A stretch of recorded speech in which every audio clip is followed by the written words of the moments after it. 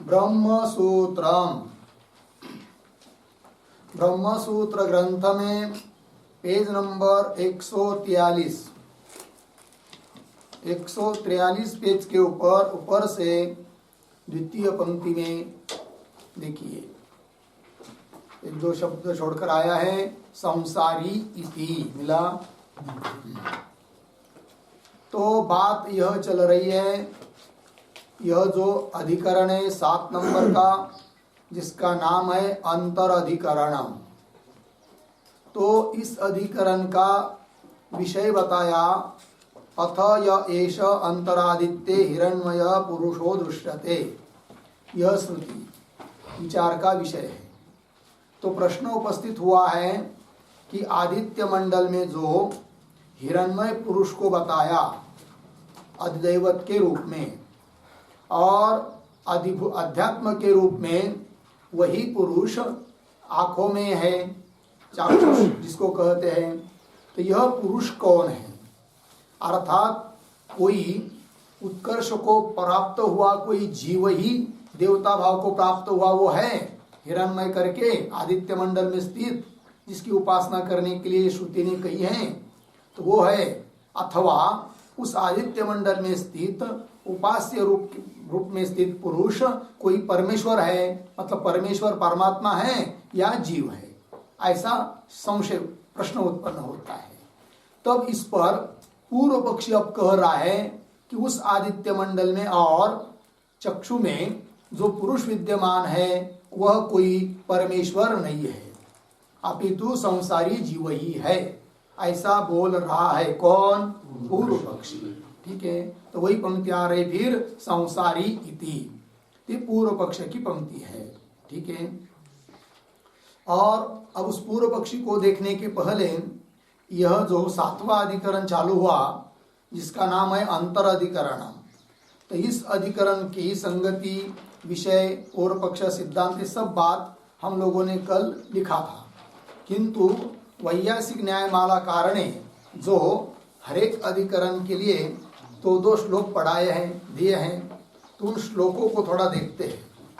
इस अधिकरण के संबंध में जो 2 श्लोक होते हैं, तो आपके पुस्तक में पेज नंबर 141 पर 20 नंबर की सूत्र के नीचे छोटे अक्षर में 2 श्लोक हैं, तो उन 2 श्लोकों को पहले पढ़ लेते हैं।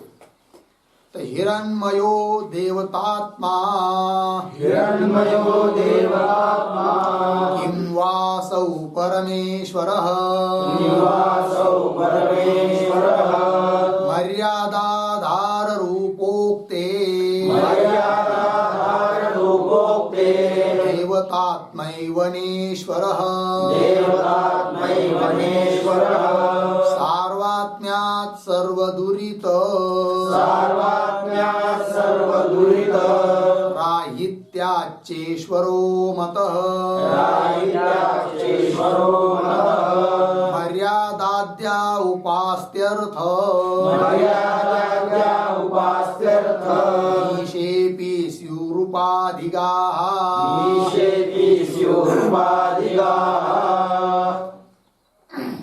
तो पहले प्रथम श्लोक का पदच्छेद, फिर अन्वय अर्थ, फिर द्वितीय श्लोक को पढ़ेंगे। हिरण्मयः देवतात्मा किं वा असौ परमेश्वरः, मर्यादाधार रूपोक्तेः देवतात्मा एव न ईश्वरः। मिला? तो चलिए, तो अन्वय लगभग इस श्लोक का सरल ही है, देवतात्मा एव तक, फिर अंतिम में केवल ईश्वर न हो गया जी। तो प्रथम श्लोक पूर्व पक्षी का आता है, तो संशय हुआ कि उस आदित्य मंडल में बताया हुआ जो हिरण्मय पुरुष वो कौन है? तो प्रश्न संशय, हिरण्मय देवतात्मा एक विकल्प, किं वा असौ परमेश्वर, तो आदित्य मंडल में स्थित उपास्य के रूप में बताया गया हिरण्मय पुरुष वो कौन है? देवतात्मा, अर्थात कोई जीव ही उपासना कर्म आदि करके उत्कर्ष को प्राप्त हुआ, देव भाव को प्राप्त हुआ, वही हिरण्यगर्भ हिरण्यमय पुरुष करके आदित्य मंडल में स्थित है क्या? पहली कोटि। हिरण्मय देवतात्मा किम वा अथवा असौ परमेश्वर, कि वह परमेश्वर है, ये द्वितीय विकल्प। फिर पूर्व पक्षी बोल रहा है मर्यादा आधार रूप उक्ते है, 3 बात। तो उस पुरुष का ऐश्वर्य की मर्यादा बताई है, सीमा बताई है, और उसका आधार बताया है, और उसका रूप बताया है। अतः उस आदित्य मंडल में स्थित पुरुष देवतात्मा ही है, अर्थात कोई जीव ही जो कि देव भाव को प्राप्त हो चुका है वही है, परमेश्वर नहीं है। देवतात्मा एवं ईश्वर न, ईश्वर नहीं है। क्यों? हेतु क्या दिया? 3 बात। मर्यादा बताई गई है ऐश्वर्य की, आधार और रूप। यदि उस आदित्य मंडल में स्थित पुरुष को परमेश्वर समझेंगे तो मर्यादा, ऐश्वर्य की मर्यादा नहीं बताना चाहिए फिर श्रुति ने, क्योंकि परमेश्वर का जो ऐश्वर्य होता है वो सीमित नहीं होता है, जीव का ऐश्वर्य सीमित होता है। जबकि उस हिरण्मय पुरुष का ऐश्वर्य की मर्यादा बताइए, सीमा बताई है, एक बात। दूसरी बात, जो परिचिन्न होता है उसके लिए आधार की जरूरत होती है। जीव परिचिन्न है, अतः उसको आधार की जरूरत है, और उस हिरण्मय पुरुष का भी आधार श्रुति ने बताया है। इसका मतलब आधार बताया है तो वह जीव ही है, हिरण्मय पुरुष, परमेश्वर नहीं है, क्योंकि परमेश्वर व्यापक तत्व है और व्यापक के लिए किसी आधार की जरूरत नहीं होती है। यदि वो हिरण्मय पुरुष, आदित्य मंडल में स्थित पुरुष परमेश्वर होता तो श्रुति उसके लिए आधार न बताती, किंतु आधार बताया है। इससे भी सिद्ध होता है कि वह आदित्य मंडल में स्थित और चक्षु में स्थित जो पुरुष है वह कोई परमेश्वर नहीं है, अपितु देवतात्मा अर्थात जीवात्मा ही है। और एक हेतु दिया रूपोक्ते, रूप, तो उसका रूप बताया है, स्वरूप बताया है, उसका रूप बताया है कि नहीं, हिरण्यकेश आदि करके। तो रूप बताया है, इसका मतलब रूप उसी में संभव होता है जो उपाधि से युक्त है, परिचिन्न है, अर्थात जीव में रूप संभव है। श्रुति ने रूप बताया है। वह आदित्य मंडल में स्थित पुरुष, हिरण्मय पुरुष, वह यदि परमेश्वर होता तो उसका रूप श्रुति न बताती, क्योंकि परमेश्वर में कोई रूप नहीं है।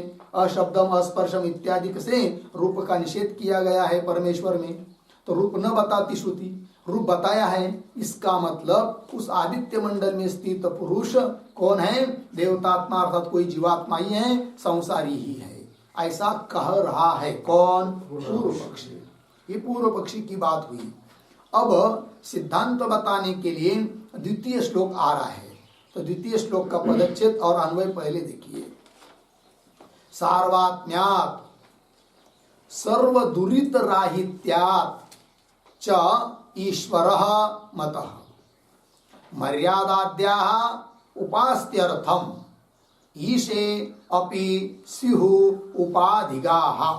ठीक, तो अन्वय पूर्वार्ध सरल है। सार्वात्म्यात् सर्वदुरित राहित्यात् च ईश्वरः मतः। आगे मर्यादाद्याः उपास्त्यर्थम ईशे अपि, फिर अंतिम शब्द उपाधिगाः स्युः। तो सिद्धांती अपनी बात अब बता रहे हैं क्या, कि उस आदित्य मंडल में और आंखों में स्थित जो पुरुष है वह परमेश्वर ही है, ईश्वर ही है, जीव नहीं है। लग गया जी? तो बोलेंगे क्यों? इसलिए कि उस आदित्य मंडल में स्थित पुरुष के लिए श्रुति ने बताया है कि वो सर्वात्मा है करके, अर्थात उसमें सार्वात्म्य है। तो सार्वात्म्य सबका आत्मा वही होता है जो परमेश्वर होता है। यदि आदित्य मंडल में स्थित पुरुष, हिरण्मय पुरुष, यदि कोई जीव होता तो उसमें श्रुति सार्वात्म्य का कथन न करती, किंतु सार्वात्म्य का कथन किया है, अतः वह ईश्वर ही है, जीव नहीं। और हेतु दिया दूसरा, सर्व दुरित राहित्या, दुरित कहते पाप को, है कि नहीं। तो उस हिरणमय पुरुष के लिए श्रुति बताती है कि वह पाप रहित है, पाप का संस्पर्श उसमें नहीं है। अतः पाप का संस्पर्श उसमें नहीं है, इसका मतलब ऐसा वही होता है कि जो परमेश्वर होता है, परमेश्वर में पाप का संबंध नहीं होता है। अतः आदित्य मंडल में स्थित पुरुष परमेश्वर ही होगा, क्योंकि श्रुति ने बताया क्या, वह सभी दुरित से रहित है। यदि वो जीवात्मा होता, आदित्य मंडल में स्थित पुरुष जीवात्मा होता, तो श्रुति उसके लिए सर्व पाप राहित्य न बताती, क्योंकि दुनिया में कोई ऐसा जीव नहीं है कि सभी पापों से रहित हो, किंतु सभी पाप से रहित बताया है। अतः वो परमेश्वर ही है, जीवात्मा नहीं। लग गया जी, ये सिद्धांती बोल रहे हैं। सार्वात्म्यात् सर्वदुरित राहित्याच्च ईश्वर मतः, ईश्वर ही वो है। लग गया इतना। फिर पूर्व पक्षी बोलेगा सिद्धांतियों को, हे सिद्धांती, यदि उस आदित्य मंडल में स्थित पुरुष, हिरणमय पुरुष परमेश्वर है, जीवात्मा नहीं है, तो मर्यादा बताइए उसके ऐश्वर्य की, और आधार बताया है, और रूप कहा गया है, इसकी कैसी संगति लगाओगे? क्योंकि परमात्मा में ये तीनों बात संभव नहीं है। कौन कौन? ऐश्वर्य की मर्यादा, आधार और रूप, ये तीनों संभव नहीं है। इसकी संगति कैसे लगाओगे? तो सिद्धांती कह रहे क्या, मर्यादाद्याः उपास्त्यर्थम, उपासना संभव होने के लिए मर्यादादिक बताइए है। किंतु वो कैसी है फिर उसमें? तो कह रहे मर्यादाद्याः उपास्त्यर्थम, ईशेऽपि, ईश्वर में परमेश्वर में भी संभव है। कैसे? उपाधिगाः स्युः, उपाधि मान लेंगे तो उपाधि के निमित्त से ऐश्वर्यादिक की मर्यादा भी उस परमेश्वर में संभव है। लग गया ना। अतः उसकी भी संगति लग रही है। अतः उस आदित्य मंडल में स्थित जो हिरणमय पुरुष है, जो कि आदिदेव है, और वही पुरुष चक्षु आदियों में है, चाक्षुष पुरुष जिसको कहते हैं, वो आध्यात्म के रूप में बताया गया है, किंतु वही वो पुरुष है, तो वह परमेश्वर ही है, वह कोई जीवात्मा नहीं है। लग गया। इस आंखों में विद्यमान पुरुष वो वही है जो आदित्य मंडल में है, जो आदित्य मंडल में है वो वही यही है जो आंखों में विद्यमान है, और वो परमेश्वर है। ऐसा चिंतन करेंगे तो परमेश्वर की उपासना भी सिद्ध हो जाती है, पर ब्रह्म की उपासना जिसको कहते हैं। कल बताया था क्या, पूर्व पक्षी के का कहने का फल क्या बताया था? अपर ब्रह्म की उपासना, और सिद्धांत के अनुसार सिद्ध हो जाता है तो पर ब्रह्म की उपासना सिद्ध हो जाती है। लग गया जी। चलिए, ये बात हो गई। अब चलिए भाष्य में, संसारी इति मिला। अब पूर्व पक्षी अपनी बात को रख रहा है, ठीक है ना। तो संसारी इति के ऊपर लिखिए पूर्व पक्ष हुआ। तो संसारी इति, संसारी इति ये क्या है? एक ही शब्द दे दिया यहां पर, तो उस पर लिखिए एक वाक्य, तो वाक्य पूरा हो जाएगा।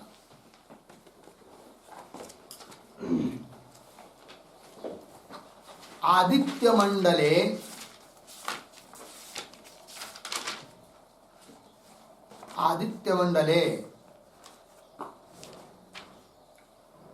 स्थितः पुरुषः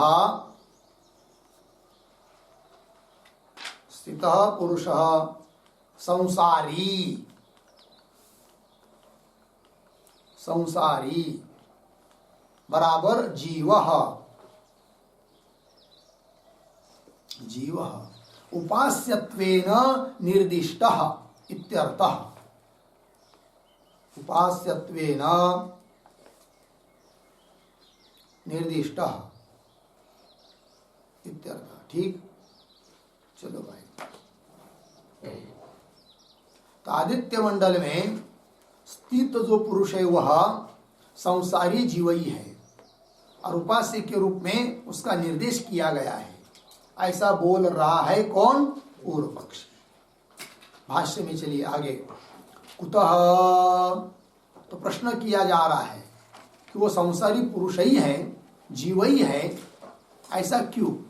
क्या हेतु है आपके पास कि उस आदित्य मंडल में स्थित पुरुष को आप जीव कह रहे, वो बताओ। ऐसा प्रश्न किया गया पूर्व पक्षी के प्रति। तब उसका उत्तर दे रहा है कौन? पूर्व पक्षी। क्या कह रहा है? तो कह रहे रूपवत्व श्रवणात्, एक हेतु दिया।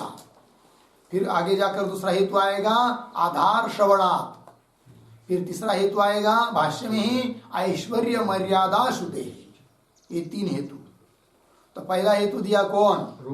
रूपवत्व श्रवणात्। तो उसका स्पष्टीकरण कर रहे भगवान भाष्यकार। पंक्ति को देखिए, तो रूपवत्व श्रवणात्। आगे आदित्य पुरुषे तावत् हिरण्यश्मश्रुः इत्यादि रूपम उदारुतम। ठीक है, देखो भाई, आदित्य पुरुषे, आदित्य पुरुष मतलब आदित्य मंडल में स्थित जो पुरुष है, उस पुरुष में रूप श्रुति ने बताया है। कौन श्रुति ने किस शब्द के द्वारा उसका रूप बताया है? तो बताया हिरण्यश्मश्रुः। रूप मतलब काला पीला पीला, ये रूप नहीं, उसका स्वरूप, उसका आकार, उसका मूर्ति रूप बताया है। तो क्या बताया है? हिरण्यश्मश्रुः।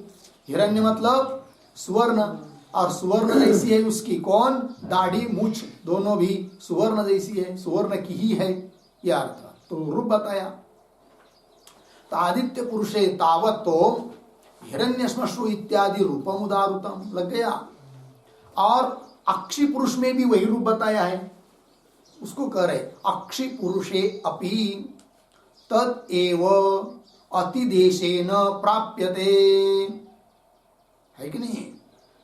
कौन श्रुति के द्वारा? श्रुति दे रहे आगे, तस्य एतस्य तदेव रूपम यत् अमुष्य रूपम इति लग गया। देखो भाई, अक्षी पुरुषे, अक्षी अक्षी मतलब अक्षिण शब्द है, अक्षी अक्षी मतलब आंख, चक्षु, चक्षुरेंद्रिय, आंख हम लोगों के, सब लोगों के आंख। तो उस आंखों में भी एक पुरुष विद्यमान है, वो वही है जो आदित्य मंडल में स्थित है। इतना ही वो आदिदैव के रूप में है और ये आध्यात्म के रूप में है। ठीक है, तो अक्षी पुरुषे अपि, अक्षी पुरुष में भी तदेव अतिदेशेन प्राप्यते। तदेव, तदेव, हाँ, तदेव मतलब तद रूपम एव, वही रूप को बताया जा रहा है। किस वाक्य से? अतिदेश वाक्य से। एक वाक्य का नाम है अतिदेश। अतिदेश किस वाक्यों को बोलते हैं, किसको बोलते हैं भाई? तो अतिदेश का अर्थ होता है एकत्र श्रुतस्य अन्यत्र संबंधः अतिदेश। एकत्र श्रुतस्य, एक जगह सुना है या देखा है, उसको अन्य जगह भी ले जाना, उसको बोलते हैं क्या जी? अतिदेश। ठीक है ना जी? यह देवदत्त नाम का व्यक्ति बहुत बुद्धिमान है और उसके सानिध्य में रहने वाले सभी बुद्धिमान हैं। तो एक जगह बुद्धिमत्ता देखी, किसमें? देवदत्त में, और सभी में ले आए। उसके अनुसार उसके साथी हैं तो सब ऐसे ही बुद्धिमान हो गए। तो एक जगह सुना, एक जगह दिखाई दिया, उसको अन्य जगह भी बताना, ये हुआ क्या?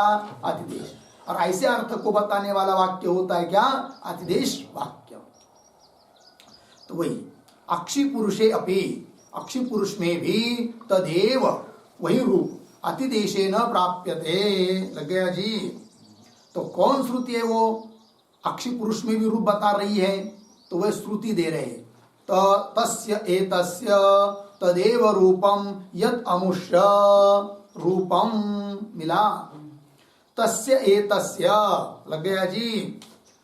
तस्य एतस्य मतलब उस, इस अक्षी पुरुष का, उस, इस मतलब जो आदित्य मंडल में है वही यह जो कि आंखों में विद्यमान है। तो अक्षी पुरुष का तदेव रूपम, वही रूप है। कौन? यत् अमुष्य, जो है रूप किसका? हिरण्यमय का, आदित्य मंडल में स्थित पुरुष का, अमुष्य, उसका जो रूप है वही रूप इसका है। ये मतलब तदेव रूपम यत् अमुष्य रूपम इति लग गया जी। तो कहने का तात्पर्य क्या हुआ पूर्व पक्षी के अनुसार? कि रूपवत्व सुनाई दे रहा है, श्रुति बता रही है। रूपवत्व, रूप बताया गया, रूपाश्रयत्व किसमें? हिरण्मय में, रूप वाला है वो। अतः वो क्या होगा? संसारी जीव ही है, परमेश्वर नहीं। तब पूछेंगे उस पूर्व पक्षी को, समझ लीजिए परमेश्वर मान लेंगे तो क्या दिक्कत है? उस हिरण्मय पुरुष को परमेश्वर ही समझ लेंगे हम लोग तो क्या दिक्कत है? तब बता रहा है वो कौन? पूर्व पक्षी। न च परमेश्वरस्य रूपवत्वं युक्ताम, ठीक है ना, न का अन्वय युक्तम के साथ। च परमेश्वरस्य रूपवत्वं न युक्तम, परमेश्वर रूप वाला है यह कहना ठीक नहीं है, क्योंकि परमेश्वर में कोई रूप नहीं होता है। बोलेंगे परमेश्वर में रूप नहीं होता, ये आपको कैसा समझ में आया? तो वो पूर्व पक्षी बोलता है श्रुति बता रही है, श्रुति प्रमाण है। तो बोलेंगे कौन श्रुति में बताया है कि परमेश्वर में रूप नहीं है करके? तो श्रुति दे रहे फिर, अशब्दम अस्पर्शम अरूपम अव्ययम इति श्रुते है। इस श्रुति ने बताया कि परमेश्वर में रूप नहीं है। कैसा है परमात्मा? अशब्दम, शब्द रहित है, अस्पर्शम, स्पर्श रहित है, अरूपम, रूप रहित है, अव्ययम, व्यय रहित है, अर्थात विनाश रहित है, अर्थात अविनाशी है। कौन? परमात्मा, परमेश्वर। तो रूप नहीं है, रूप को मना कर दिया है कि नहीं? तो इसलिए परमेश्वर है उस हिरणमय के रूप में ये कहना ठीक नहीं है। अपितु कौन है? संसारी जीव ही है। कौन कह रहा है? पूर्व पक्षी। एक हेतु दे दिया उसने। अब दूसरा हेतु दे रहा है आगे, आधार श्रवणाच, मिला भाष्य में, ये दूसरा हेतु है। तो आधार श्रवणाच मतलब क्या? थोड़ा एक वाक्य लिखते हैं उस पर।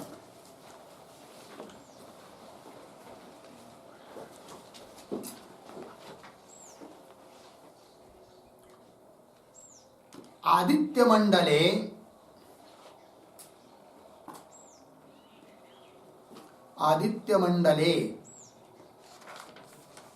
स्थितस्य पुरुषस्य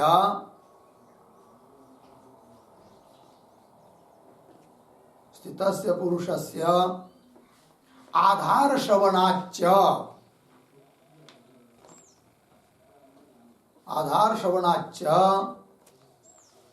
सह पुरुषः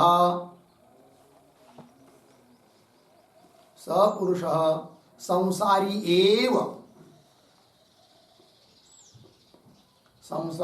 एव भवितुम अर्हति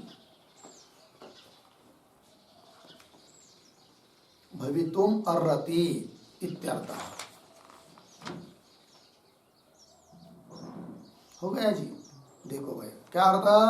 तो आदित्य मंडल में जो स्थित पुरुष है उसके लिए आधार बताया है श्रुति ने, और आधार श्रवणाच, इसलिए वह पुरुष कौन है भाई? संसारी ही है, कोई परमात्मा नहीं, ऐसा बोल रहा है पूर्व पक्षी। आधार श्रवणाच इस हेतु को देकर। तो बोलेंगे भाई, पूर्व पक्षी को पूछेंगे कहाँ बताया है आधार? आधार बताओ फिर, कौन प्रमाण क्या है कि उस पुरुष के लिए, हिरण्मय पुरुष के लिए आधार बताया है, आधार है उसके लिए, इसके लिए प्रमाण क्या? तो श्रुति का प्रमाण दे रहा है वो पूर्व पक्षी। देखिए, यह एषो अंतरादित्ये, यह एषः अंतः आदित्ये। कैसा पढ़ेंगे? यह एषः आदित्ये अंतः। ठीक है? तो यह एषः, जो यह आदित्य, सप्तमी, आदित्य मंडल में, अधिकरण हुआ कि नहीं? आदित्य मंडल में है कौन? आदित्य मंडल के भीतर, अंतः, अर्थात उसमें रह रहा है, आदित्य मंडल में रह रहा है, अर्थात आधार हुआ कौन? आदित्य मंडल। तो आधार बताया फिर, और इस अक्षय पुरुष के लिए भी आधार बताया है, उसके लिए दे रहे प्रमाण आगे की श्रुति। यह एष अंतरक्षिणी, इसको भी कैसा पढ़ेंगे? यह एषः अक्षिणी अंतः, जो यह आंखों में विद्यमान पुरुष है, आंखों, अक्षिणी आंखों के भीतर है, तो अक्षिणी सप्तमी है, अर्थात आंखों में रह रहा है, अर्थात उसका आधार हुआ कौन? आंख, आधार हुआ चक्षुरादि। ठीक है, आगे चलिए। इति मतलब इस श्रुति में आधार बताया है। ठीक है, अब परमेश्वर को यदि लेंगे तो इस श्रुतियों की संगति नहीं लगेगी कि जिस श्रुतियों में आधार बताया है। ठीक है ना? कोई कह रहे आगे, न ही अनाधारस्य स्वमहिम प्रतिष्ठस्य सर्वव्यापिनः परमेश्वरस्य आधार उपदिश्येत। वाक्य के आरंभ में जो न है उसका अन्वय उपदिश्येत के साथ। ठीक है, तो अर्थ देखिए फिर वाक्य का, ही क्योंकि यतो ही, तो ये सब विशेषण है परमेश्वर के। कौन कौन? अनाधारस्य एक, स्वमहिम प्रतिष्ठस्य दो, सर्वव्यापिनः तीन। ठीक है ना, ये परमेश्वर के विशेषण है। कैसा परमेश्वर भाई? कि अनाधारस्य, अर्थात उसके लिए कोई आधार नहीं है कि नहीं? वही सबका आधार है, उसके लिए कोई आधार नहीं है, क्योंकि वो व्यापक है। व्यापक के लिए आधार की जरूरत नहीं होती है। तो अनाधारस्य परमेश्वरस्य। और कैसा वो परमात्मा भाई? तो स्वमहिम प्रतिष्ठस्य, जो कि अपने महिमा में ही प्रतिष्ठित स्थित है। जू के त्यू, जैसा कि वैसा हमेशा बना है। न उसका कोई कम होता है न बढ़ता है, घटता बढ़ता नहीं है कि नहीं? जन्मता भी नहीं, मरता भी नहीं, हलता नहीं, डुलता नहीं, केवल आनंद स्वरूप है, सत स्वरूप है, चित स्वरूप है, आनंद स्वरूप है।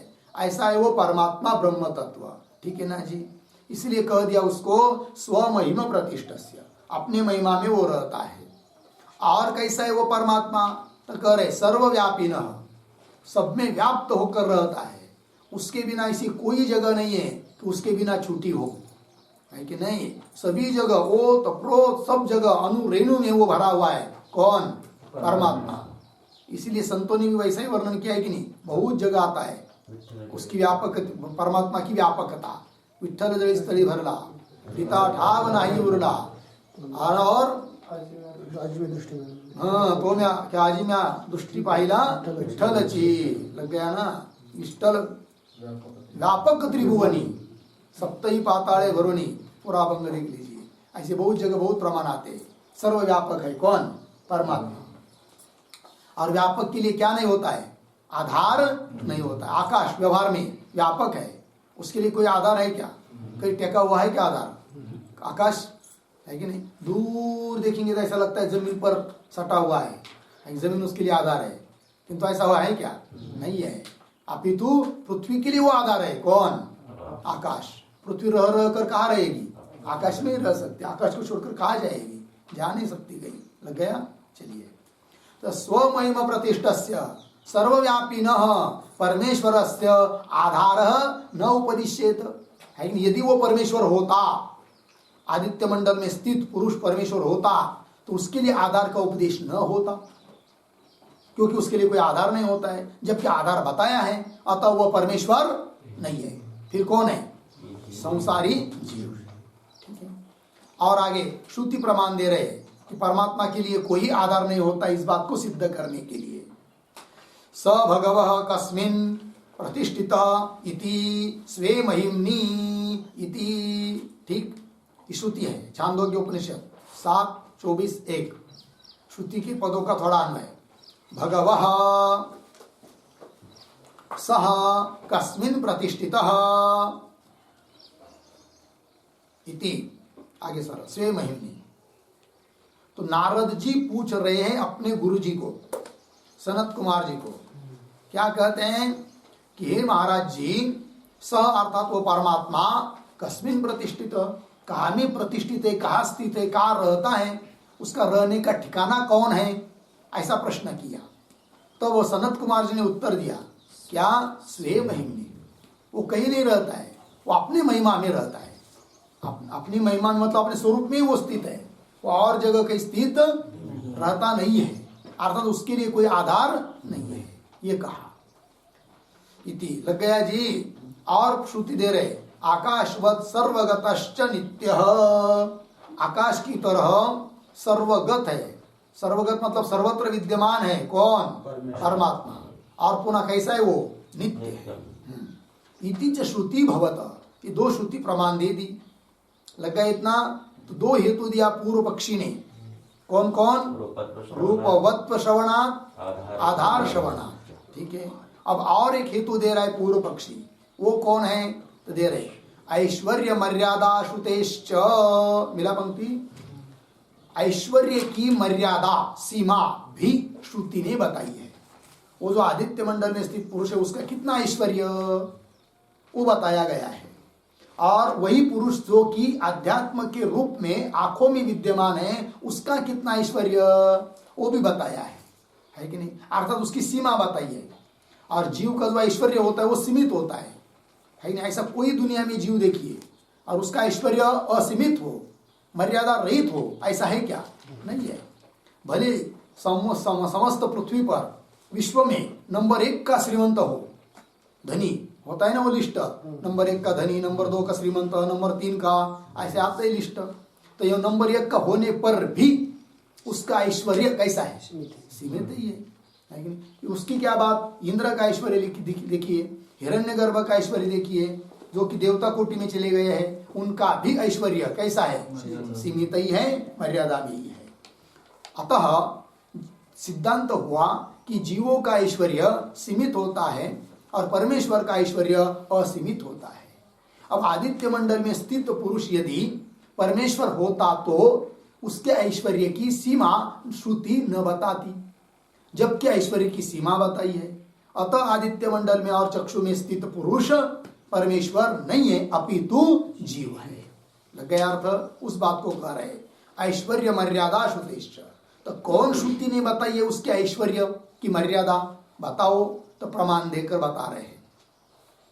स एष ये च अमुष्मात् परांच लोकाः तेषां चेष्टे च इष्टे देवकामानां च।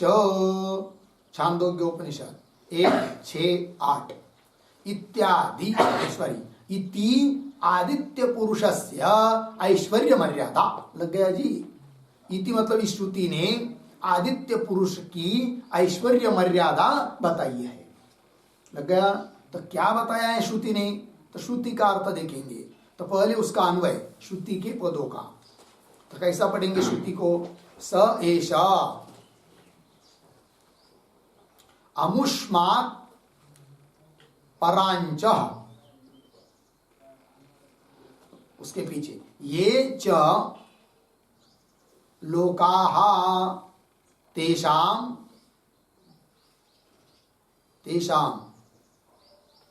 च देवकामानां च इष्टे। ठीक है, अर्थ समझ लीजिए भाई। स एषा, वही हिरणमय पुरुष कैसा है भाई? अमुष्मात् परांच, उस आदित्य मंडल में स्थित हिरणमय पुरुष से परांच, उससे ऊपर के जो लोक है, परांच। ठीक है, ये च लोका, परांच ये लोका, उसके ऊपर के जो लोक है और उसमें जो देवता लोग रहते हैं, उन लोगों पर और उन देवताओं के भोगों पर कामानाम च इष्टे, वो शासन करता है। कौन? आदित्य मंडल में स्थित पुरुष, उतने का ही वो शासन कर सकता है, वही उसके ऐश्वर्य की मर्यादा है, ऐसा श्रुति ने बताया। ठीक है, थोड़ा लिखते इस पर एक वाक्य। स एषः प्रति, स एषः बराबर आदित्यस्थः पुरुषः, आदित्यस्थः पुरुषः अर्धविराम, अमुष्मात् प्रति, अमुष्मात् बराबर आदित्यात्, आगे प्रतीक परांच, परांच बराबर ऊर्ध्वगाः, ऊर्ध्वगाः, आगे प्रतीक ये बराबर केचन लोकाः,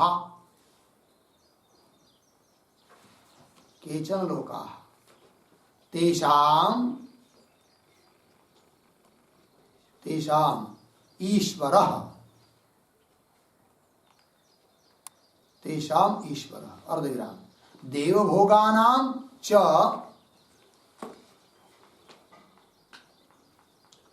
देवभोगानां च ईश्वर। देवभोगानां मतलब प्रतीक होगा उसके लिए देवकामानां बराबर देवभोगानां।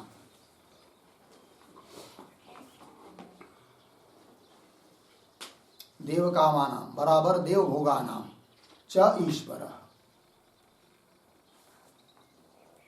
ठीक है ना? देखिए भाई, तो अर्थ देखिए, स येष वह यह कौन, आदित्यस्त पुरुष, आदित्य मंडल में स्थित पुरुष कैसा है, अमुष्मात अर्थात आदित्य परांच, आदित्य से परांच अर्थात ऊर्ध्वगा, आदित्य से ऊपर की ओर, ये केचन लोग का जो भी कुछ लोग होंगे, तेषाम उन सभी लोगों का वह क्या है, इष्टे शासन करता है, अर्थात ईश्वर है, स्वामी है, प्रभु है, अर्थात उसका वो ऐश्वर्य है। और देव कामा नाम मतलब देव भोगा नाम, देवताओं के जो भोग है उनका भी वो ईशन करता है, शासन करता है, अर्थात उसका वो ईश्वर है, स्वामी है, तो उतना ही उसका ऐश्वर्य है। तो ऐश्वर्य की मर्यादा बताई, लग गया जी? चलिए, हो गया इतना। आगे भाष्य में, स एषः ये च मुष्मात् परांच लोकाः तेषां चेष्टे देव कामानां च इति आदित्य पुरुषस्य ऐश्वर्य मर्यादा उक्ता भवति इत्यर्थः। है कि नहीं? आदित्य पुरुष की ऐश्वर्य मर्यादा कही है, इसने श्रुति में।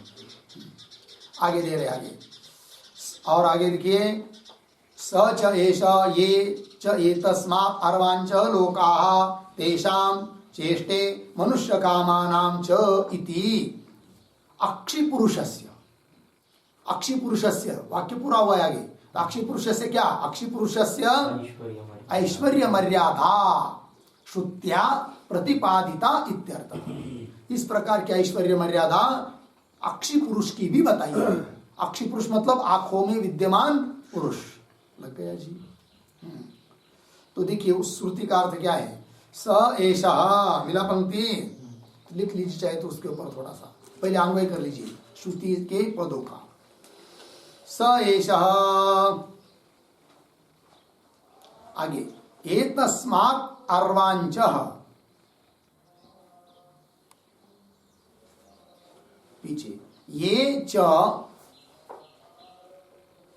लोकाः तेषाम,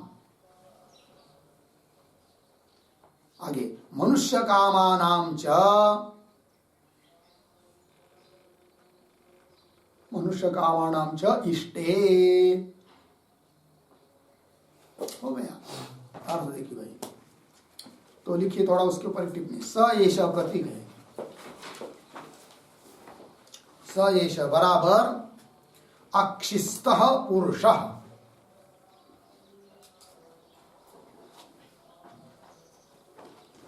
अक्षिस्तः पुरुषः, अर्धविराम, आगे प्रतीक एतस्मात्, एतस्मात् बराबर अक्ष्णः, अक्ष्णः, आगे प्रतीक अर्वांचः, अर्वांच बराबर अधस्तनाः, अधस्तनाः, ये लोकाः, ये लोकाः, अर्धविराम, ये च मनुष्य कामाः,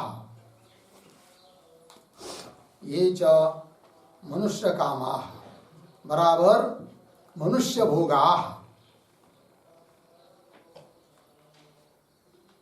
मनुष्य भोगाः, तेषाम् ईश्वरः, तेषाम् ईश्वरः इति अक्षिपुरुषस्य ऐश्वर्य मर्यादा, इति अक्षिपुरुषस्य ऐश्वर्य मर्यादा श्रुत्या प्रतिपाद्यते।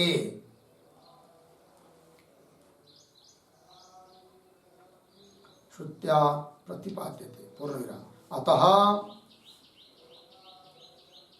अतः आदित्य पुरुषः, आदित्य पुरुषः अक्षि पुरुषः च, अक्षि पुरुषः च संसारी एव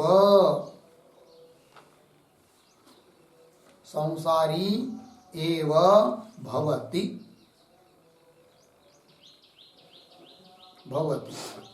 अर्धविराम न परमेश्वरः इत्यर्थः न परमेश्वरः इत्यर्थः। ठीक, देखो भाई अर्थ स एष वह यह कौन भाई अक्षिस्त पुरुष आंखों में स्थित पुरुष। कोई कहेगा भाई आंखों में स्थित पुरुष बता तो रहे क्योंकि कोई दिखाई नहीं दे रहा है आंखों में, और इतनी सी आंख में कैसा पुरुष बैठेगा, कौन पुरुष होगा। और फाड़ कर तोड़ कर देखेंगे तो कुछ मिलेगा भी नहीं उसमें, किंतु ऐसी बात नहीं है। उस आंखों में भी कोई पुरुष विद्यमान है। आपको दिखाई दे रहा है कि नहीं, ये घट पट मठ ये सबका प्रकाशन हो रहा है कि नहीं, उसी के माध्यम से प्रकाशन हो रहा है। यदि आंखों में पुरुष नहीं होता तो सब देख नहीं पाएंगे, वस्तुओं को देख नहीं सकते। मरा हुआ कोई व्यक्ति है, मरा हुआ है कि नहीं, तो उसको उस पुरुष को आप कैसा खोलेंगे, दिखाई देता है उसको नहीं, क्यों, उसमें वो पुरुष नहीं है। तो जो पुरुष आंखों में विद्यमान है वही चैतन्य पुरुष है। ठीक है जी, चलिए। तो उपासना प्रकरण में सब आता है उपनिषद में। तो अक्षिस्त पुरुष, ठीक है ना, फिर परब्रह्म की उपासना सिद्ध हो जाती है और उसके माध्यम से निर्विशेष परमात्मा का साक्षात्कार हो जाता है। शाखा चंद्र ने ऐसे, ठीक है ना। और यदि इसलिए उसको बोलते हैं कृतोपास्ति, उपासना की नहीं रहेगी तो सीधा ब्रह्म तत्व का साक्षात्कार होना मुश्किल है, इसलिए उपासना पहले करनी ही पड़ती है। ठीक है जी, हाँ। सगुनी भजता निर्गुणी पावले काय आत्मार्थाचा भंग है ना, क्या है वो विकल्पधरिताची भजन। पहले ना कळे ते कळे, कळे ते ना वळे, वळे ते ना वळे, गुरुविन निर्गुण पावले निर्गुण पावले सगुण भजता। विकल्प धरिता जीवादड़े, इसमें विकल्प नहीं करना है, शंका कुशंका नहीं करना है, ये सच बात है। निर्गुण पावले, निर्गुण की प्राप्ति होती है कब, सगुनी भजता, है कि नहीं। और सगुण के भजन न करके केवल निर्गुण का प्रयास करेंगे तो मुश्किल है, किसी दैववान को भी सकता है लेकिन बहुत मुश्किल है। किंतु जो सगुण के माध्यम से ऊपर चला जाता है, निर्गुण का साक्षात्कार करने के लिए प्रयास करता है, उसको निश्चित निर्गुण का साक्षात्कार होगा ही होगा, उसमें कोई संदेह नहीं है। उसकी गाड़ी पटरी से नहीं गिरेगी, है कि नहीं। और जो सीधा निर्गुण में जाता है, हो सकता है पटरी से नीचे गिर भी जाए और किसी को कुछ समझ बैठे, ये हो सकता है। चलिए, तो स एषः अक्षिस्तः पुरुषः, आगे प्रतीक है ये तस्मात्, इससे मतलब किससे, अक्षण आंखों से, अर्वांच आंखों के नीचे, अधस्तना नीचे की ओर जो लोक है, ये च मनुष्य लोक का कौन है वो, ये सब मनुष्य लोक और मनुष्य के भोग, तेषाम ईश्वर, उनका वो क्या है, ईश्वर है, इष्ट है, इष्टे शासन करता है अर्थात ईश्वर है। इति अक्षि पुरुषस्य, इस प्रकार की अक्षि पुरुष के ऐश्वर्य की भी मर्यादा श्रुति ने बताई है। अतः सिद्ध किया हुआ फिर आदित्य पुरुष और अक्षि पुरुष यह संसारी जीव ही है, कोई परमात्मा नहीं है। परमात्मा होता तो ऐश्वर्य की मर्यादा न बताते। ऐसा बोल रहा है कौन, पूर्व पक्षी। इस बात को याद रखना, यदि ये बात याद नहीं रहेगी तो भाई हाँ, ब्रह्मसूत्र में कहाँ है वो संसारी जीव ही है, परमेश्वर कहाँ से, लेकिन सिद्ध क्या है परमेश्वर, ये तो पूर्व पक्षी चल रहा है। ठीक है ना, चलिए। स एष ये च अमुष्मात् परांच नहीं होगा नहीं, स एष ये च ये तस्मात् अर्वांच लोकाः तेषां चेष्टे मनुष्य कामानां च इति अक्षि पुरुषस्य। अक्षि पुरुषस्य के बाद पूर्ण विराम है, तो वाक्य पूरा कैसा होगा फिर, हाँ, इति अक्षि पुरुषस्य ऐश्वर्य मर्यादा श्रूयते इत्यर्थः। ऐसे अक्षि पुरुष की भी ऐश्वर्य मर्यादा श्रुति ने बताई है। होगा इतना, आगे चलिए। न च, अब कोई बोलेगा पूर्व पक्षी को, यदि समझ लीजिए उस आदित्य मंडल में स्थित पुरुष के रूप में और आंखों में स्थित पुरुष के रूप में परमेश्वर को मानेंगे तो क्या दिक्कत होती फिर, तब वो बता रहा है परमेश्वर को मानेंगे तो ऐश्वर्य की मर्यादा नहीं बतानी चाहिए, वही दे रहा है। न च परमेश्वरस्य मर्यादावत ऐश्वर्यम युक्तम। मिला पंक्ति? थोड़ा अन्वय करिए इन शब्दों का। च परमेश्वरस्य ऐश्वर्यम मर्यादावत न युक्तम। न युक्तम, ठीक है। देखो भाई अर्थ, च और परमेश्वर का जो ऐश्वर्य है वह ऐश्वर्य मर्यादावत न युक्त, मर्यादा वाला उसका ऐश्वर्य है, सीमा उसके ऐश्वर्य की है, यह कहना ठीक नहीं है। क्योंकि परमेश्वर का जो ऐश्वर्य उसके लिए सीमा नहीं होती है।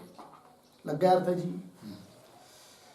क्यों उसके ऐश्वर्य की सीमा नहीं है, इसके लिए बता रहे श्रुति प्रमाण देकर। एष सर्वेश्वरः, एष भूताधिपतिः, एष भूतपालः, एष सेतु विधरणः, येषां लोकानां असंभेदाय इति अविशेष श्रुते है। इस प्रकार श्रुति में सामान्य रूप से बताया है क्या कि परमेश्वर का जो ऐश्वर्य है उस ऐश्वर्य की सीमा नहीं है। तो क्या कह रही श्रुति देखिए, एष सर्वेश्वर, ये जो परमेश्वर है वो कैसा है? सर्वेश्वर है, सबका ईश्वर, सबका शासन करता है। अर्थात उसका ऐश्वर्य कैसा हुआ? अमर्याद हुआ, है कि नहीं? ऐसी कोई चीज नहीं है कि जो उसके ऐश्वर्य के बाहर हो, ईश्वर के ऐश्वर्य के बाहर हो। लग गया जी ये बात? स हाँ, एष सर्वेश्वर, एष भूताधिपति ही, ये क्या है जी? सभी भूतों का अधिपति है, ठीक है ना? तो भूताधिपति मतलब क्या? तो उसका अर्थ देखिए, भूताधिपति ही बराबर यमः।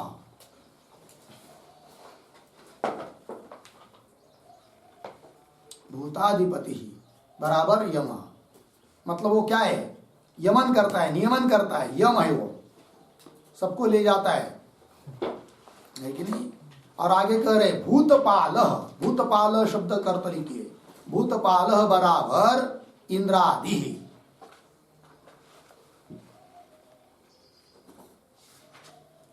इंद्रादि। लग गया? च आगे थोड़ा देखिए, च एष, एष एव सर्वेश्वर परमात्मा भवति, सर्वेश्वर परमात्मा भवति। पूर्ण विराम। आगे किंच जलानाम असंकराय, जलानाम असंकराय बराबर अमिश्रणाय, अमिश्रणाय लोके, लोके विधारकः, विधारक बराबर धारण करता भवति। पूर्ण विराम। एवं, एवं लोकानाम, लोकानाम वर्णाश्रमादीनाम, वर्णाश्रमादीनाम मर्यादा हेतुत्वात्, मर्यादा हेतुत्वात् सेतु, सेतु बराबर विधारकः बराबर नियामकः, नियामकः एष एव, एष एव। अतः सर्वेश्वरः परमात्मा, सर्वेश्वरः परमात्मा अर्धविराम न सह, न सह अक्षादित्ययोः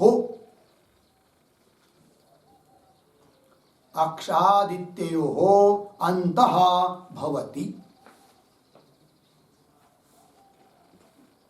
अक्षादित्ययोः अंतः भवति हो गया। चलिए भाई, तो परमेश्वर का अमर्याद ऐश्वर्य है, इस बात को बताया जा रहा है। तो वो परमेश्वर ही कैसा है? सर्वेश्वर है, वही भूताधिपति अर्थात यम है, वही भूतपाल है अर्थात इंद्रादि है। एष एव सर्वेश्वर, वही सर्वेश्वर परमात्मा है। ठीक है जी। किंच, और कैसा है वो?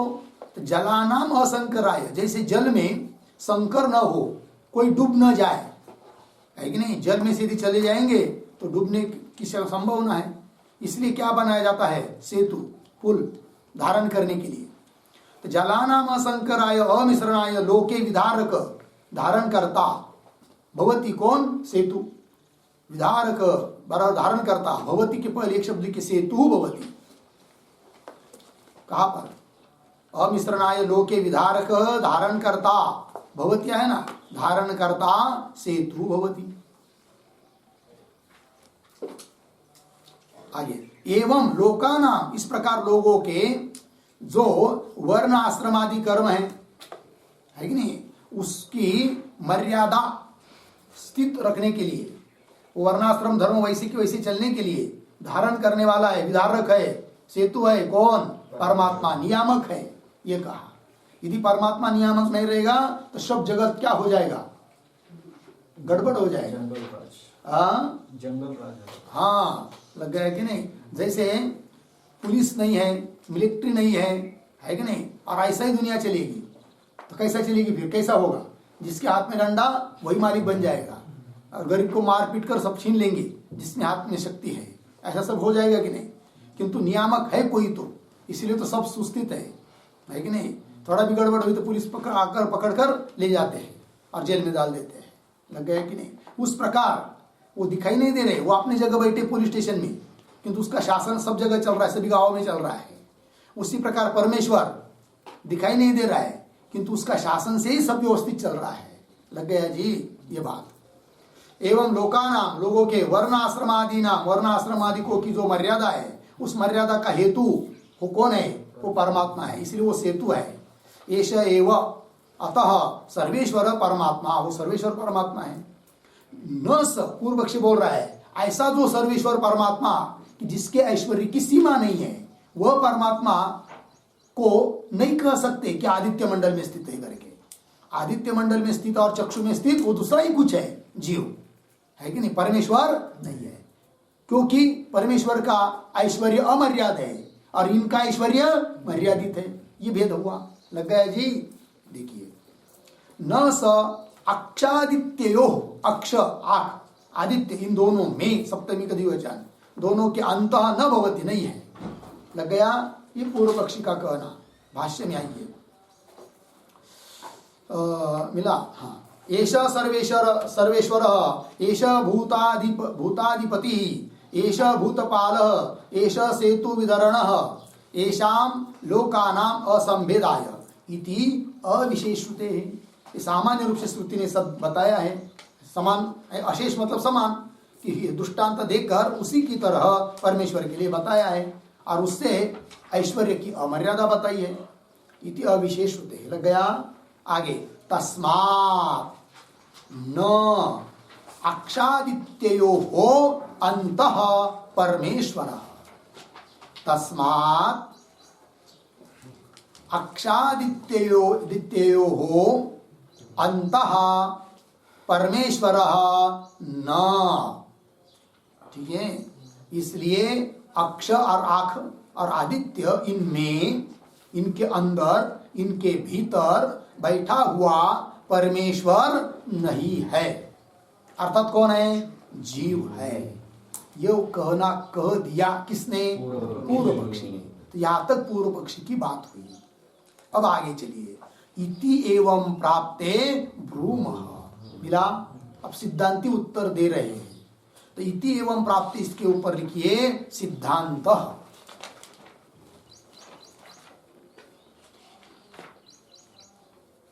सिद्धांत सिद्धांती अपनी बात अब बता रहे हैं। ठीक है जी, देखो भाई, इति एवं प्राप्ते ब्रूमः, यदि ऐसी बात है तो हम इस पर ये बोल रहे हैं, ऐसा कहा। क्या बोल रहे भाई? तो सूत्र आया अंतस्तद्धर्मोपदेशात् इति, ये सूत्र है। कितने नंबर का सूत्र है ये? 20 नंबर का सूत्र है कि नहीं? तो सूत्र के माध्यम से उस पूर्व पक्षी के बात का उत्तर दे रहे। ठीक है, तो सूत्र है, सूत्र का उच्चारण अंतस्तद्धर्मोपदेशात्, अंतस्तद्धर्मोपदेशात्। ठीक है, 1:1:20 ये सूत्र है। सूत्र का पदच्छेद अंतः तद्धर्मोपदेशात्। ठीक है, अब इस सूत्र का अर्थ पहले लिख लेते हैं, फिर भाष्य के पंक्ति को पढ़ेंगे। तो लिखिए, सूत्रावतरणम,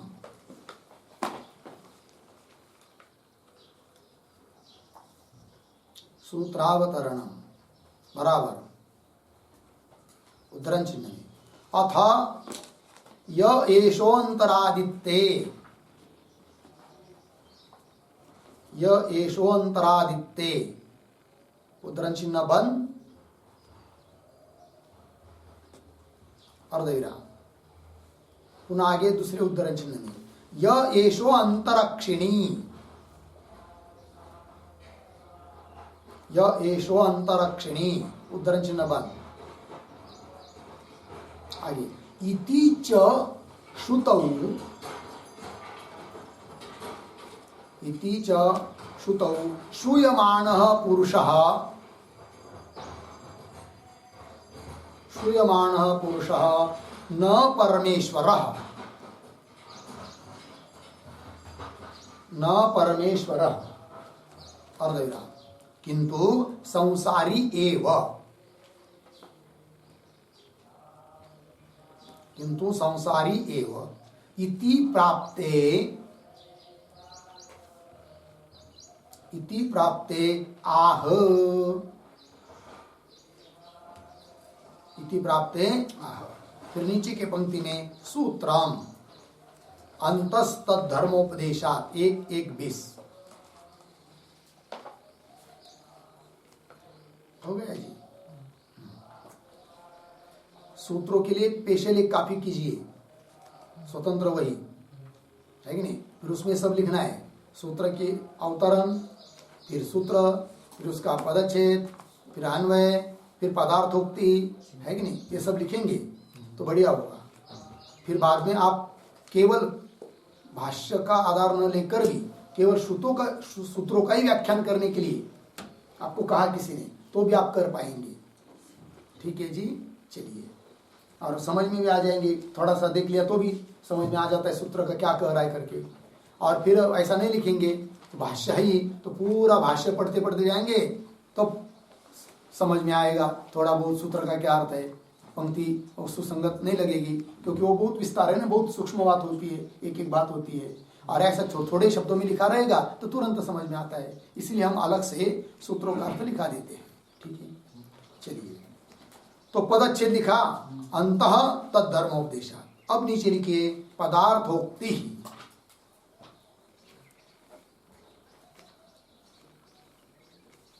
मतलब पदों का अर्थ। तो क्या, तो प्रथम पद है कि ये प्रतीक अंतः, ये प्रतीक है, अंतः बराबर उद्धरण चिन्ह में अथ य एष अंतरादित्ते,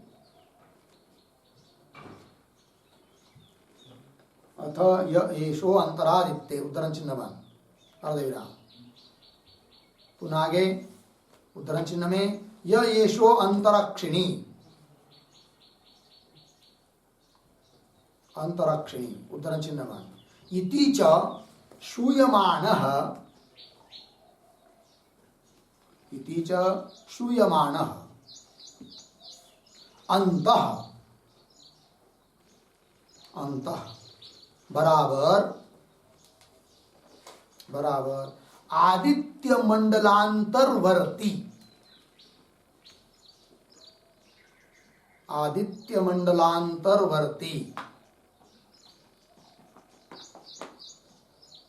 आदित्य मंडलांतर्वर्ती हिरण्मय पुरुषः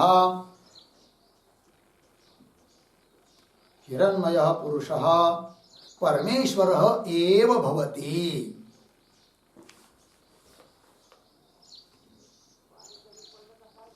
परमेश्वरः एव भवति अर्धविराम न संसारी,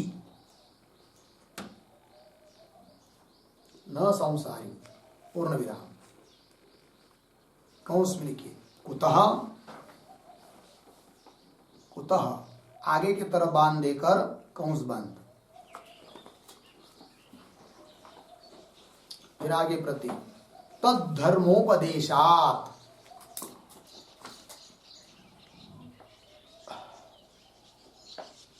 तद्धर्मोपदेशात बराबर अपहत पापमत्वादि, अपहत पापमत्वादि, अपहत पापमत्वादि ब्रह्मधर्माणाम, ब्रह्मधर्माणाम आदित्य मंडलांतर्वर्ती हिरण्मय पुरुषे, आदित्य मंडलांतर्वर्ती हिरण्मय पुरुषे, हिरण्मय पुरुषे उपदेशात्, उपदेशात् हिरण्मयः पुरुषः, हिरण्मयः पुरुषः परमेश्वरः एव भवति।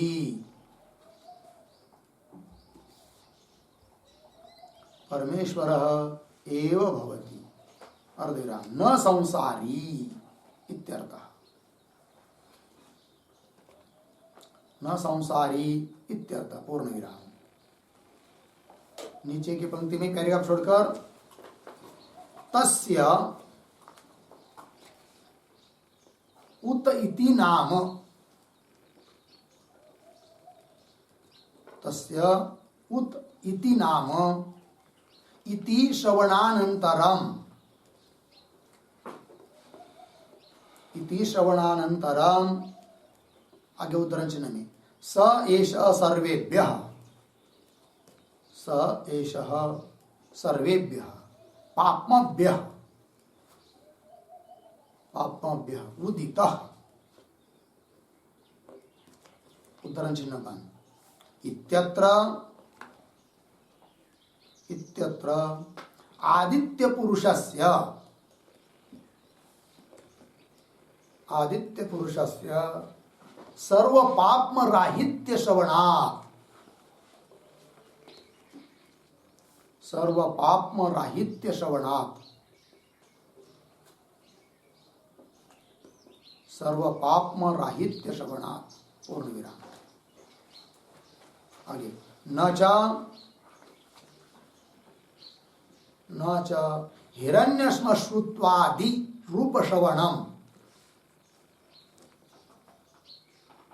हिरण्यश्मश्रुत्वादि रूप श्रवणम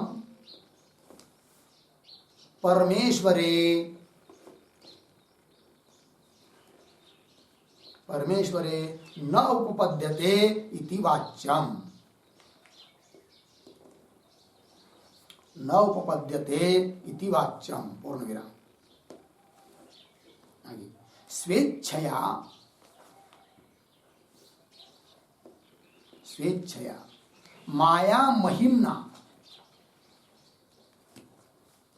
माया महिम्ना लोकानुग्रहार्थम,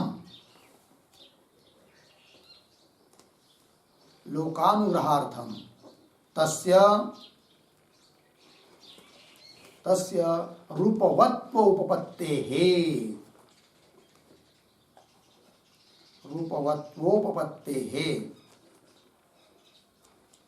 पूर्ण विराम। आधारोपदेशश्च, आधारोपदेशश्च उपासनार्थः, उपासनार्थः परमेश्वरस्य अविरुद्धः, परमेश्वरस्य अविरुद्धः पूर्णविराम। तस्मात् अक्षादित्ययोः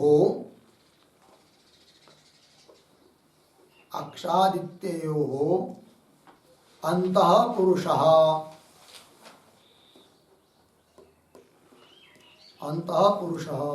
परमेश्वरः एव इति भावः। परमेश्वरः एव इति भावः। हो गया जी। देखो भाई अर्थ थोड़ा सा। तो अवतरण में बताया पूर्व पक्षी का पातियो कि अतः यह ऐसा अंतरादित्य, आदित्य के अंदर, यह ऐसा अंतरक्षिणी, अक्षिणी के अंदर भीतर, इति च श्रुतौ, इस श्रुतियों में श्रूयमाण पुरुष, सुनाई देने वाला पुरुष, श्रुति ने बताया वह पुरुष न परमेश्वर नहीं है, किंतु संसारी है, जीव है। ऐसा यदि कोई पूर्व पक्षी बोलता है तो उत्तर दे रहे सूत्र के माध्यम से। तब सूत्र आया अंतस्तद्धर्मोपदेशा। मिला जी। तो पदच्छेद है अंतः तद्धर्मोपदेशा। पदार्थोक्ति में अंत प्रतीक, उसका अर्थ कर रहे हैं। अतः यह ऐसा अंतः आदित्य, आदित्य के अंत अर्थ आदित्य के अंदर, यह ऐसा अंत अक्षिणी, अक्षि के अंदर, इति च श्रूयमाण अंतः, इस प्रकार श्रुति में बताया हुआ जो अंत है। क्या अंत? अंत मतलब अंदर, भीतर, किसके? आदित्य मंडलांतरवर्ती, आदित्य मंडल के भीतर हिरण्मय पुरुष, हिरण्मय नाम का पुरुष परमेश्वर है, परमेश्वर ही है, न संसारी, संसारी जीव नहीं है। बोलेंगे क्यों, क्या कारण? हेतु बताओ। तो हेतु दे रहे सूत्र के द्वितीय पद से। क्या पद है वो? तद्धर्मोपदेशा, प्रतीक, उसका अर्थ कर रहे हैं। अपहत पापमत्वादि ब्रह्म धर्माणाम, तद्धर्म, तद ब्रह्म परमात्मा, उस परमात्मा के जो धर्म है वो सभी धर्म इसमें श्रुति ने बताए हैं। किसमें?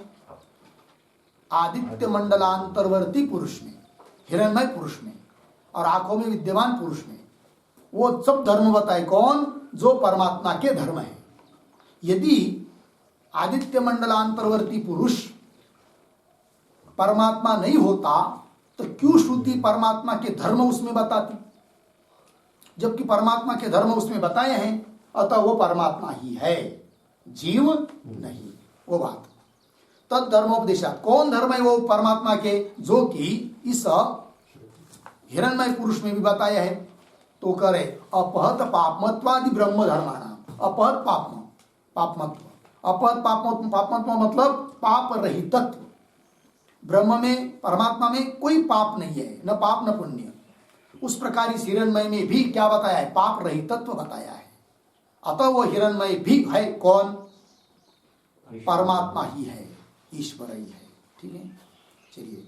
अपहत पापमत्वादि ब्रह्म धर्माणाम, जो ब्रह्म के धर्म है वह, वे सब धर्म आदित्य मंडलांतरवर्ती हिरण्मय पुरुष है। आदित्य मंडल के भीतर स्थित जो हिरण्मय पुरुष, उसमें भी बताया है उपदेशात। अतः क्या सिद्ध हुआ फिर? हिरण्मय पुरुष परमेश्वर, वो हिरण्मय पुरुष दूसरा तीसरा संसारी कोई नहीं है, वो परमेश्वर ही है, न संसारी इत्यर्थ। ठीक है, तो फिर आगे देखिए।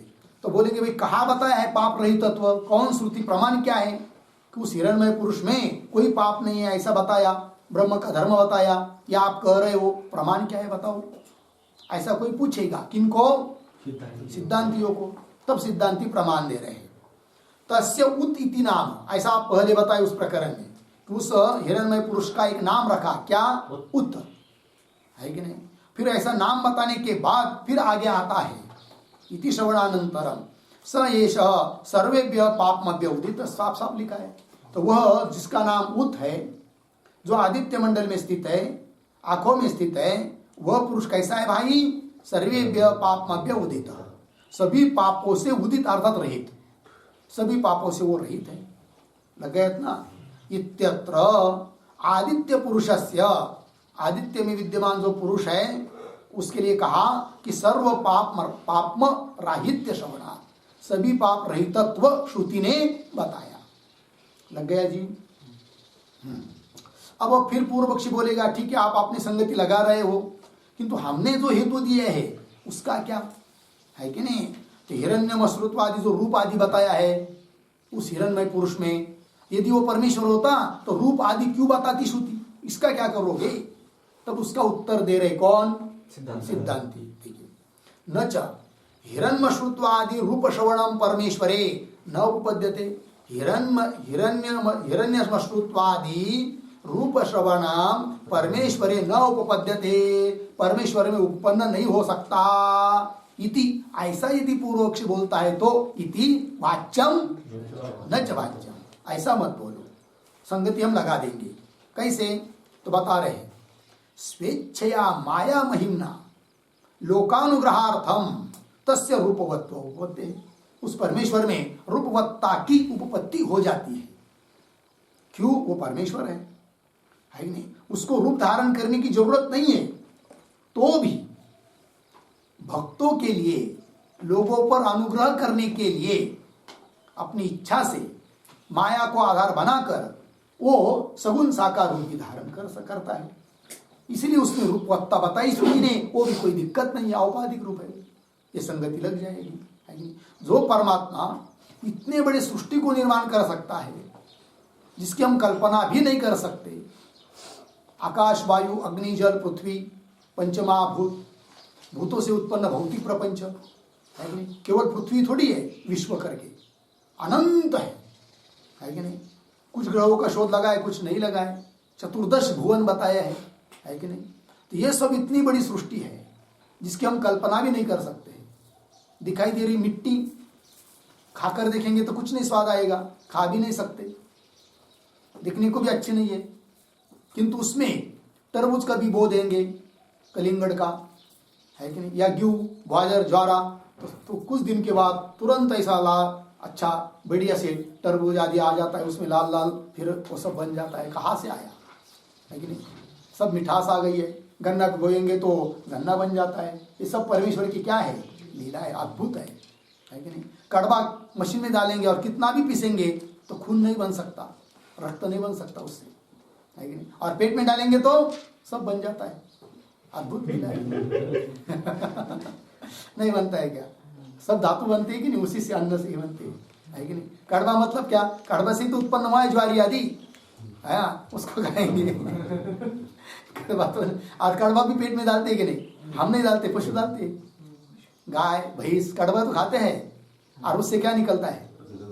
दूध हो बनता है, खून बनता है। तो ये सब भगवान की क्या है? लीला है। कितनी अद्भुत लीला है, इतना सा अंक है आपका, है कि नहीं? और करोड़ों लोगों को देखेंगे मशीन के द्वारा, तीर जैसे किस्ते मिलता नहीं है, कितनी अद्भुत लीला है। तो इतना सब बड़ी सृष्टि जिसका चिंतन भी हम लोग कभी कर नहीं सकते, इतनी बड़ी सृष्टि यदि निर्माण कर सकता है परमात्मा, तो स्वयं भी सगुण साकार रूप में नहीं आ सकता है? क्यों नहीं आ सकता? धारण कर सकता है। क्यों? भक्तों पर अनुग्रह करने के लिए। तया संगाचेनी सुरवाड़े मज विदेहा देह धरणे घड़े। मज भगवान कहते मैं तो विदेह हूं, देह रहित हूं, तो भी देह धारण करना पड़ता है भक्तों के लिए। ठीक है जी, यही बात हो गया क्या? ज्ञानेश्वरी। चलिए पंक्ति देखिए, स्वेच्छया।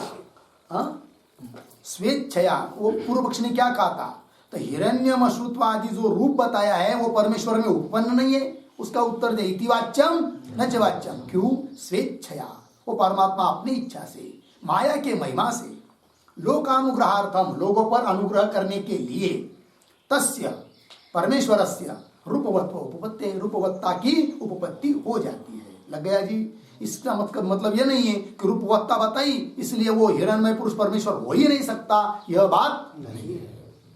ठीक है? और बोलेंगे भाई आधार बताइए, इसका क्या करोगे? पूछेगा ना कौन?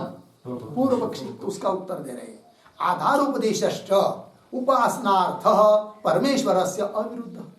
यदि आधार नहीं बताएंगे तो किसको आधार बनाकर हम उपासना कर पाएंगे? है कि नहीं? इसीलिए तो मंदिर बनाए जाते हैं ना, है कि नहीं? मंदिर है, उसमें भगवान का विग्रह की स्थापना करते हैं। क्यों? उपासना हो पाए। यदि विग्रह आदि को स्थापन नहीं करेंगे तो किसकी कैसी उपासना करेंगे? ठीक है ना जी। तो वही आधारोपदेशश्च उपासनार्थ परमेश्वरस्य अविरुद्ध। परमेश्वर के लिए क्या है वो, मतलब परमेश्वर का आधार बताया, इसके लिए कोई विरोध नहीं है, क्योंकि वो उपासना के लिए आधार बताया है, न कि आधार बताने में तात्पर्य है। अतः आधार बताया इसका मतलब वो परमेश्वर नहीं हो सकता, यह बात नहीं है। वही उपसंहार में बताया, तस्मात् अक्षादित्य हो, अक्ष और आदित्य में, आदित्य के भीतर जो विद्यमान पुरुष है वह परमेश्वर एवं इति भाव, वो परमेश्वर ही है। लग गया अर्थ जी, वह कोई जीवात्मा नहीं है। तो उत्तर दिया पूर्व पक्षी के कथन का, शंका का सूत्र के माध्यम से। सूत्र है अंतस्तद धर्मोपदेशा, मिला। अब इस सूत्र का व्याख्यान स्वयं भगवान भाष्यकार कर रहे हैं, किंतु उसका विचार हम लोग करेंगे। ओम पूर्णमदः पूर्णमिदं पूर्णात् पूर्णमुदच्यते पूर्णस्य पूर्णमादाय पूर्णमेवावशिष्यते। ओम शांति शांति शांति।